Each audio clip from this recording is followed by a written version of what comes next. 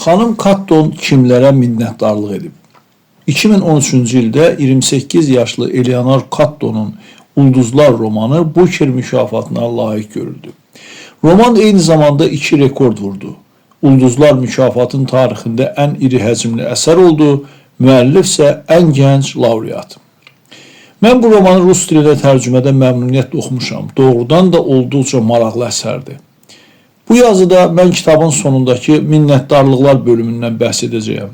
Bu bölümdə müəllif dəstəyə və köməyə görə Yeni Zelandiya İncəsənət Fonduna, Louis Johnson'un miras qalmış əmlak fonduna, yaradıcı Yeni Zelandiya agentliyinə, Taylor, Çexak və Schultz ailələrinə, Iowa İncəsənət Fonduna, Canterbury Universitetinin İngilis Dili Kafedrasına, Michael King adına yazıçılıq mərkəzinə, Oakland Universitetinin İngilis Dili Kafedrasına, Manukau Texnoloji Universitetinin Bədii Yaradıcılıq Fakültəsinə və Iowa Yazıçılar Seminarındakı həmkarlarına və təlimçilərinə minnətdarlığını bildirir. Xanım Katton həmçinin qeyd edir ki, Granta, Böyük Britaniya, Little Brown, ABŞ və Victoria University Press, Yeni Zelandiya nəşriyyatlarını doğma evi qədər sevir.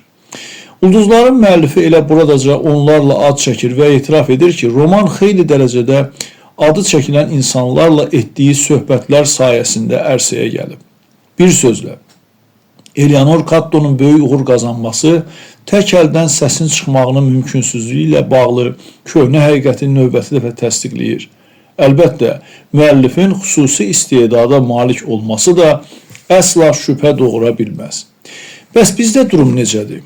Bizim gənc və o qədər də gənc olmayan yazıçılarımız məşhur Azərbaycan filmlərindən birinin epizodik obrazlarından biri kimi kontrabasda tək ifa etmək məcburiyyətində qalmırlar ki, istedadlı Azərbaycan müəllifi uğur qazanacağı əvvəlcədən məlum olmayan hansısa əsər üzərində işləyərkən neçə təsisatın qapısını döyüb dəstək yuma bilər.